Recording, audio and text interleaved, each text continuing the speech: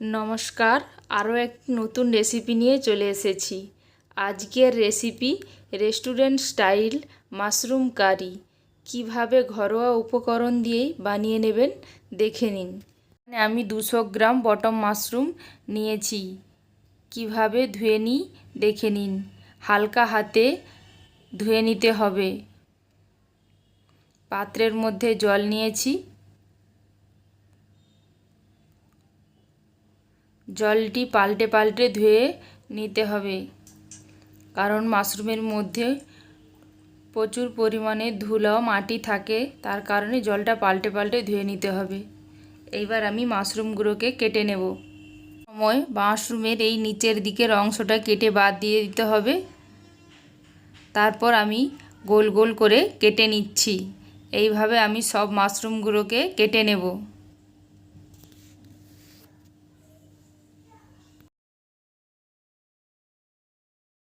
আর মাশরুমের মধ্যে আমি 1 চামচ লবণ, হাফ চামচ হলুদ গুঁড়ো এবং ছোট চামচের 1 চামচ জিরে গুঁড়ো, 1 চামচ ধনে গুঁড়ো দিয়ে মাখিয়ে রেখে দেবো 5 থেকে 10 মিনিট। এবং কড়াই গরম করতে দিয়ে দিয়েছি। কড়াই গরম হয়ে এসেছে, এর মধ্যে তেল দিয়ে দেব।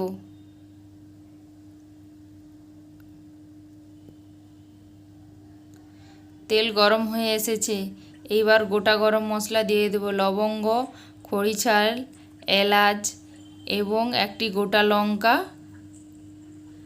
হাফ চামচ জিরে।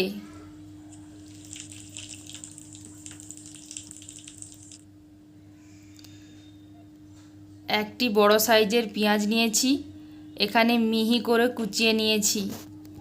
এখানে মশলা কোচানোর সময় খুব মিহি করে মশলাগুলো কুচিয়ে নিতে হবে।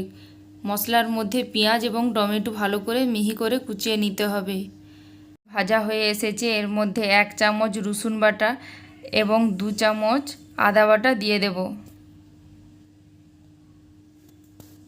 দিয়ে ভালো করে মশলাটা ভেজে নেব এবং টমেটো কুচি দিয়ে দেব। পেঁয়াজ ও আদা রসুনের সঙ্গে ভালো করে টমেটোটা ভেজে নেব।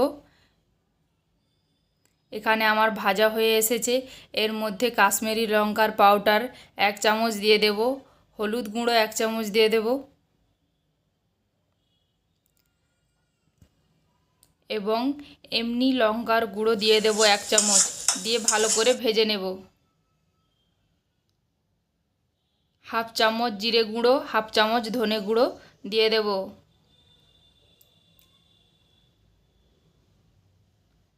অল্প পরিমাণ জল দিয়ে মশলাটাকে কষিয়ে নেব।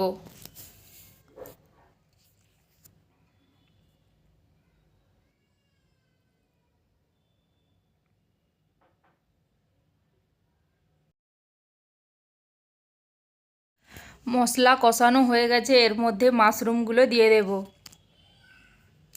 দিয়ে ভালো করে কষিয়ে নেব।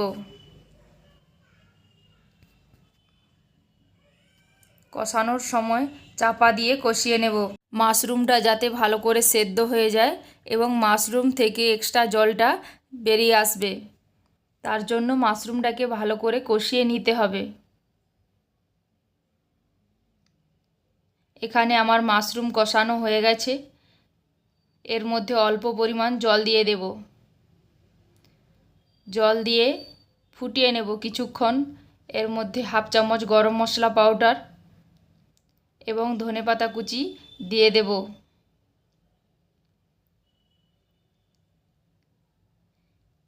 অনুসারে লবণ দিয়ে দেব।